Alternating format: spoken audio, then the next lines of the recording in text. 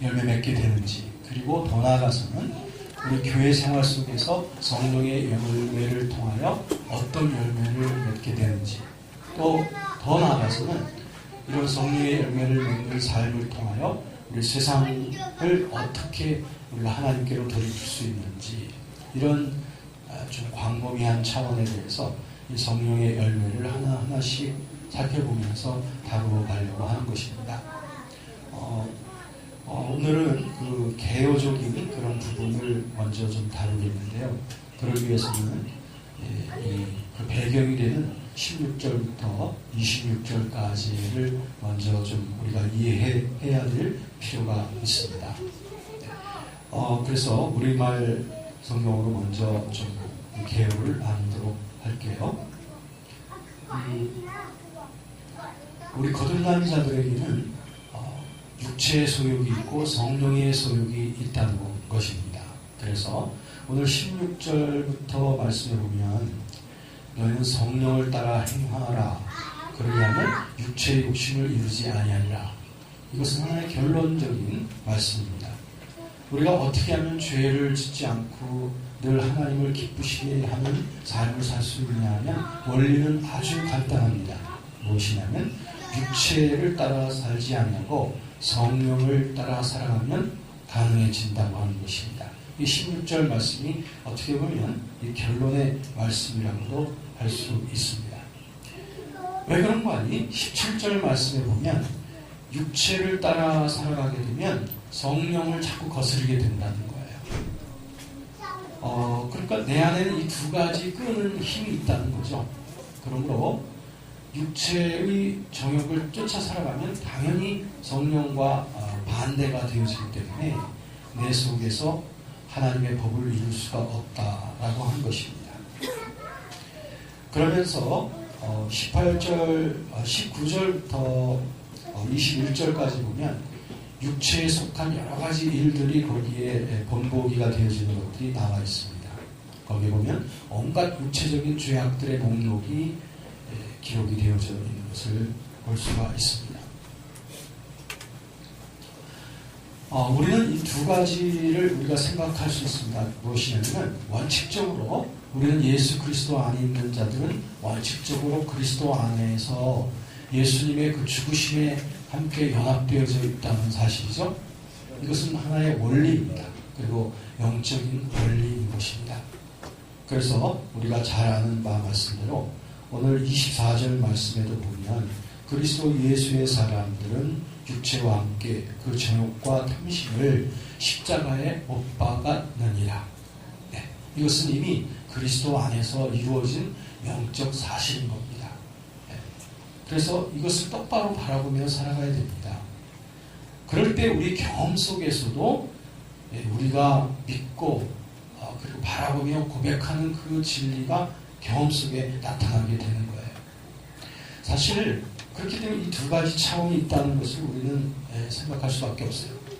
첫째는 그리스도 안에 있는 영적 사실의 차원이에요. 여기에서 우리들은 그리스도와 함께 십자가에 이미 죽었죠. 그리고 그리스도와 함께 주님과 이미 부활했죠. 이것이 우리의 영적 사실입니다. 그리고 이 사실에 의지하여 살아갈 때 우리 경험 속에, 경험의 차원 속에서는 우리 늘 죄악을 이기면서 살 수 있는 그런 힘이 우리에게서 샘솟게 된다는 거예요. 그러므로 이 사실을 먼저 고백하지 않는 한 이 경험이 이루어질 수가 없는 것입니다. 네. 그래서 18절 말씀에 보면 너희가 만일 성령의 인도하시는 바가 되면 율법 아래에 있지 아니하리라. 네. 뭐냐면 즉 성령 아래에 있다는 건 이 진리의 고백 그 가운데 있다면, 우리가 주님께서 이루신 진리의 고백을 계속 고백하고 있다면 우리는 육체나 율법의 능력에 매이지 않을 수가 있다는 겁니다. 로마서에서도 보면 로마서 8장 1절 2절에 여러분이 잘 아시는 말씀대로 그리스도 예수 안에 있는 생명의 성령의 법이 죄와 사망의 법에서 우리를 해방했기 때문이다. 네, 그렇습니다. 그러므로 여러분, 우리들이 눈에 보이는 것이나 만져지는 것을 따라 살아가는 것이 아니라 주님 안에서 이루어진 그 사실을 바라보며 그 진리를 고백하며 살아가는 것, 그것이 우리 거룩함의 근거가 되는 것이에요. 그 진리를 고백할 때 그때 우리에게는 그러한 능력이 나타나게 되는 것입니다. 그럴 때 우리의 삶 속에서 계속 자라나게 되는 것이 뭐냐면 바로 성령의 열매입니다. 22절, 23절 말씀을 보면 그 성령의 열매에 대해서 나와 있습니다. 이 성령의 열매란 열매들이라고 표현되어져 있지 않고 그냥 단수로서 성령의 열매라고 되어져 있는데 그 이유는 무엇이냐면 이 성령의 열매는 예수 그리스도의 품성을 말하는 것이기 때문에 그렇습니다. 예수 그리스도의 품성이 여러 개가 될 수가 없죠.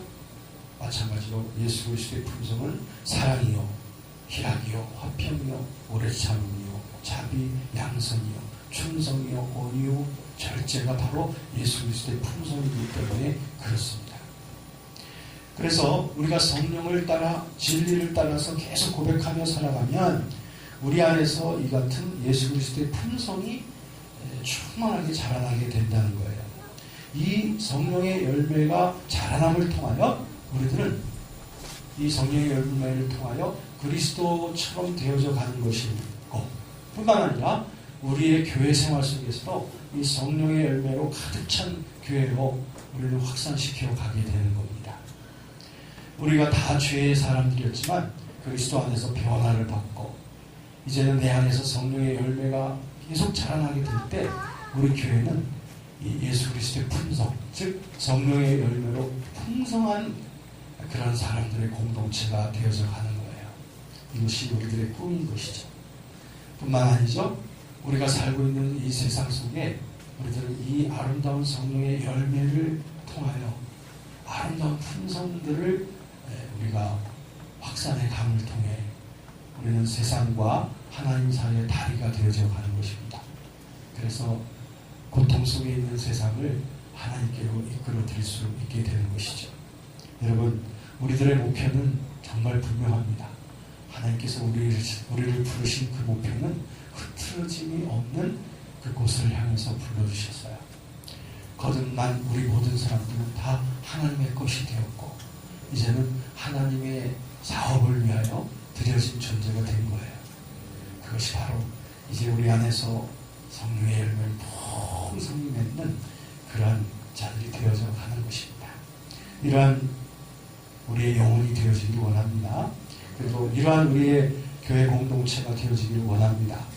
또 우리가 살고 있는 가정과 이웃이 이런 성령의 열매로 풍성한 그런 세계가 되어지기를 원합니다.